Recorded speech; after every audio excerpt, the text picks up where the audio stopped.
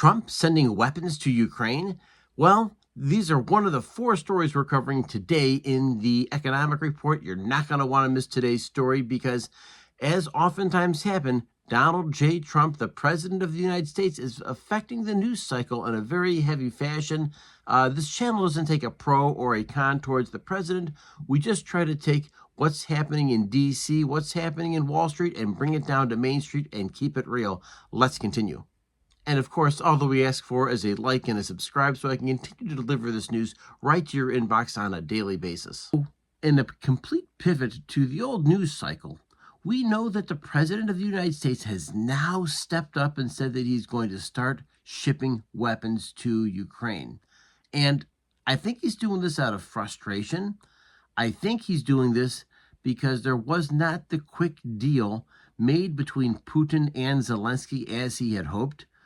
And if you remember during the presidential elections, the president had often preached that he could end this war in no time.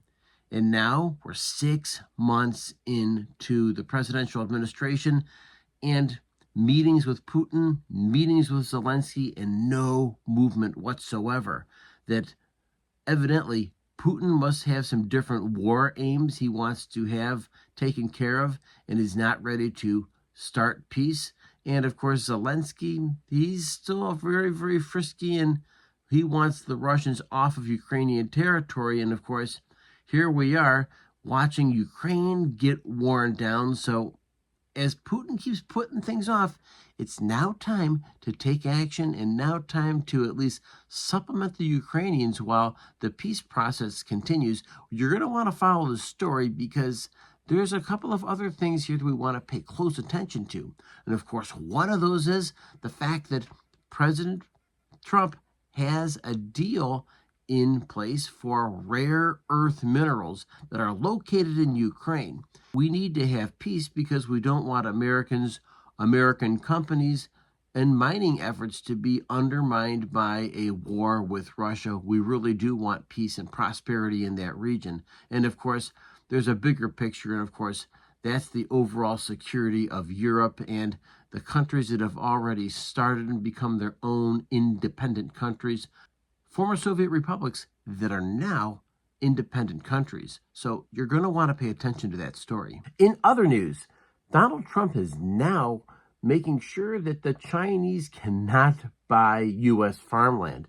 Now, we know that China does own some farmland inside the United States. And if you feel uncomfortable about it, I don't worry as much, but I do think that those lands should be open to any type of investigations that need to be done.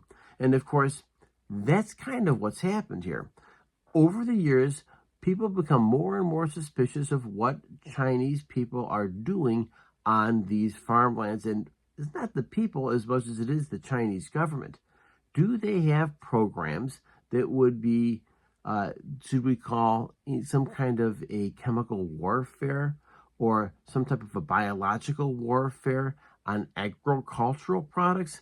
That's a question to consider. Some of these farmlands are located close to electrical grids, water supplies, military bases, you name it. And I don't know about you, but after the weather balloon incident not that long ago, I've become increasingly suspicious over what China does, what China says they're going to do, and what their true intentions are. I do think that China is our greatest adversary and could conceivably be our greatest partner in world trade, but we want to make sure that we keep our potential adversaries at arm's length on this one, and you're going to want to continue to follow this story as well. Now, I realize many of the viewers of this channel are big supporters of Doge. I mean, after all, it kind of just makes sense. Let's look out for the U.S. taxpayer by getting rid of government inefficiency, getting rid of government bureaucracy, getting rid of government waste, and of course, we all know it and we don't want to think about it, but we know that there's an awful lot of political graft there as well, that sometimes people are paying for projects that don't get done. They're paying for supplies they don't need or they don't get. And of course, that's kind of what the government Doge program is all about, getting rid of that type of waste. And if you remember, Donald Trump went to great lengths to find the right person to head up this program, and there sprung the relationship of Trump and Musk.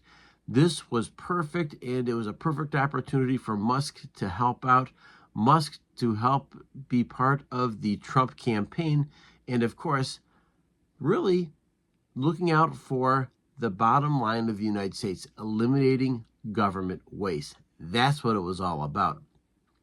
Hit the fast forward button, 6 months. Here we are, that Musk and Trump have had their fallout, and we know that the big, beautiful bill that just passed, well, does have an additional $4 trillion added to the deficit, which is scary if you think about it. And if you're Trump, you're feeling as though this was necessary to help get the American government moving in the right direction by spending and, of course, growing the economy. Musk, on the other hand, feels as though he's been betrayed. And I don't know if you have an attitude or not, but maybe you do. Think about this for a minute. There are people now inside of the DOGE program that are still working, looking for ways to cut government waste, but some are supporters of Trump, some are supporters of Elon Musk, and I'm not sure about you, but I think what anybody does inside the DOGE program, the real loyalty should be to the American people, the American taxpayer, and getting rid of the waste. The fact is that there's even any kind of talk about who you are supporting really kind of misses the boat. So with that, we want to continue to follow this story because DOGE really does matter. And you'll note that the fallout between Musk and Trump, I think, will be short-lived. I think the biggest concern that really happened here was that Musk took a significant political hit inside of his car company, also took a hit inside the big, beautiful bill because many of the electric car opportunities, the rebates, and of course green energies inside the United States have really gotten put into reverse, put in neutral, or in some cases is completely put into park. In other words, there doesn't seem to be a renewed effort in those energies, and it's hurting Musk and hurting his company and hurting his shareholders, and maybe most of all, hurting that relationship, that powerful synergy that both Elon Musk and Donald Trump had. So we'll continue to follow the story because there's always some part of the news cycle that seems to be festering between Trump and Musk. We'll continue to follow that. Let's continue with our last story. You're not going to want to miss this.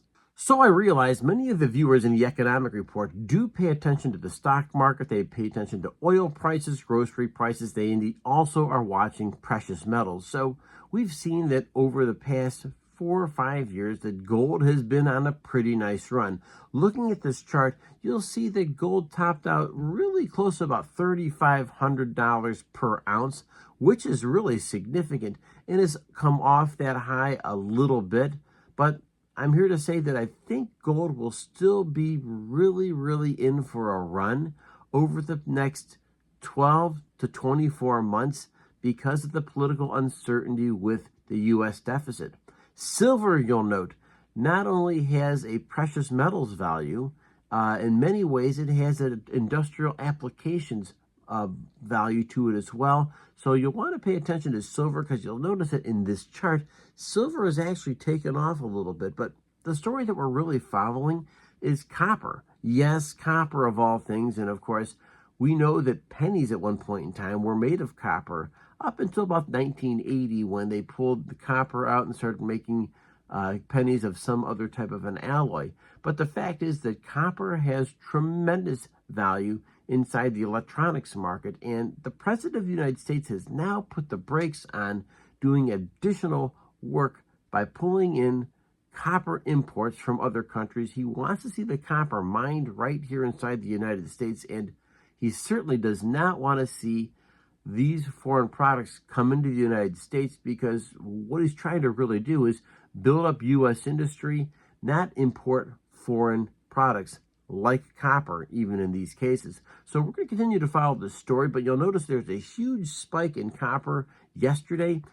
I think it'll probably sell off a little bit today, and maybe, just maybe, we'll just keep our eyes on this because you really don't know what's going on in D.C. all the time, and what the president says one time could be posturing, and it could be political reality. But we know that the Wall Street market reacts to it, and we know whatever happens between D.C. and Wall Street, well, it comes and affects people like us right here on Main Street. Hey, I'm Brian. Thanks for joining me for the Economic Report. We tried a different format today, and give me a thumbs up whether you liked it, or leave a comment in the comments below, because I do respond to every single one of those. Remember, folks, the biggest battle you fight is the one between your ears over your thoughts, your actions, and your attitude.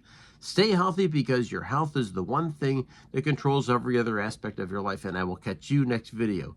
Thanks for joining me. Have a great day.